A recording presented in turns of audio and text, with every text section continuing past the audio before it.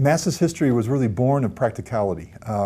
The Soviets were the first one to be able to put together a space program and actually put a spacecraft into orbit. And they were the ones who drove our initiative to begin that process ourselves. So the launch of Sputnik in 1957, when that went into orbit, it really triggered and catalyzed the need within the U.S. of having this kind of broad-based integrative science type of program. And then since that time period, it was actually formally founded in 1958, NASA has been a singularly important opportunity to conduct integrated science.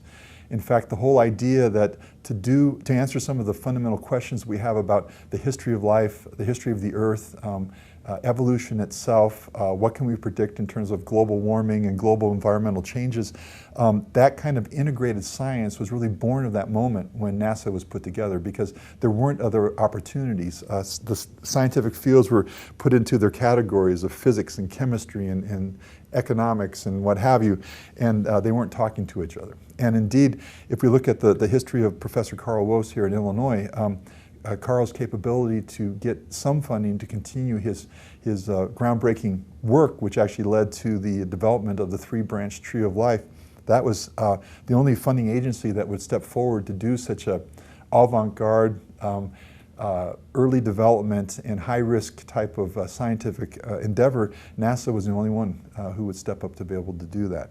So NASA itself has been really if you look at the future of science as kind of a large balloon with a dark volume inside, the little pinprick of light and hope has been NASA itself, because it opened the door to integrative research.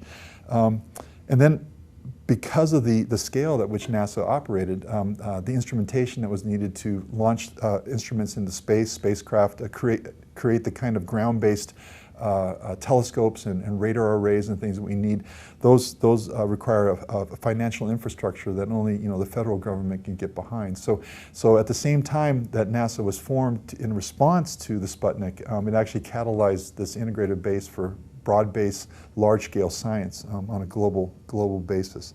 The other thing about NASA is that it is the place for the exploration for life on other planets, and it is the place to look towards the solar system as the future.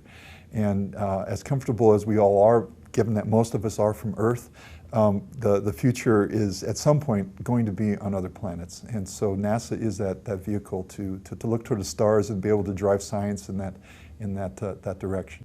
One of the things that NASA is dedicated to, of course, is the search for life throughout the solar system. And at one level, that search for life is to follow the water. Without H2O, life as we know it is not capable of existence.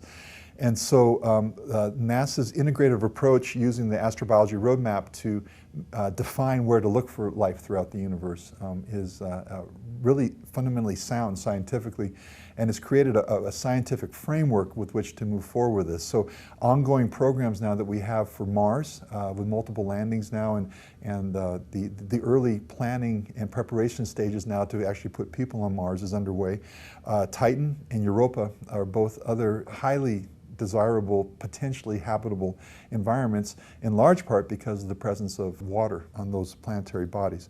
So the thing that's extremely exciting is to be able to have this exploration-based approach to the solar system, have that driven by sound scientific analyses and testing and hypothesis development, and then have that all couched within this idea that evolution needs to be brought into the framework of understanding what we see. So if we land on Mars and we get a rock sample and we have some water and we have a contextual condition there in which to make interpretations or the search for life, then that's going to be broadly based in a context of evolution itself. And again, NASA is one of the few places where that evolutionary context is brought directly to bear at the very beginning of the endeavor.